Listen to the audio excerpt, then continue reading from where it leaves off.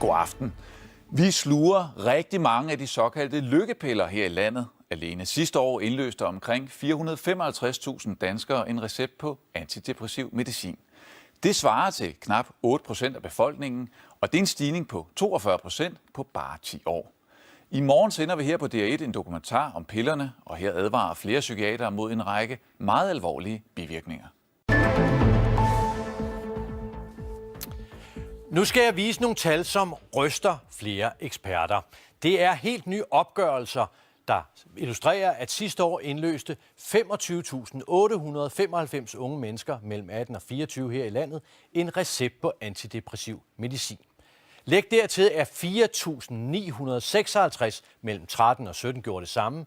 I alt altså 30.851 unge mennesker. Og det er en fordobling i løbet af de seneste 10 år.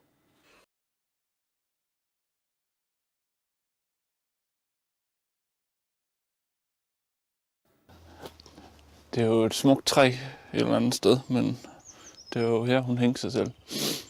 Den 19. december 2010 fandt politiet Anders Isbjerg Åhaves kone hængende fra et reb i træet her. Og at der så lige pludselig kan opstå sådan en tanke bare, altså, at nu vil jeg bare herfra. Jeg kan ikke forklare det på nogen måde i forhold til den måde, Ida hun har været. Ida Ortliné var 29 år og mor til 2 små børn. Kort forinden var hun blevet fyret fra sit job og begyndte til psykolog. Samtidig valgte lægen at ordinere antidepressiv medicin. Men efter 3 uger på medicinen begik Ida Ortliné selvmord. Jeg tænker, at det her medicin har det fjernet nogle naturlige, jeg ved ikke, barrierer eller et eller andet, der gør, men altså, det er jo bare det at overveje det, men altså, og så til handling, der er jo langt. Ifølge familie og venner var der ingen tegn eller forklaring på selvmordet. Det hele virkede meget spontant. De ledte derfor efter en forklaring. Og jeg tænker, at det må være noget kemisk, der har fået Ida til det. Jeg startede med at lave en søgning på nettet og skrev lykkepiller og selvmord. Og så straks så vrimlede det jo med hits på sådan en søgning. Torsten Schumann er overlæge på børnepsykiatrisk afdeling i Region Syddanmark. Han kender ikke til den konkrete sag, men ifølge ham får 2 ud af 10 børn og unge bivirkninger i form af aggressioner.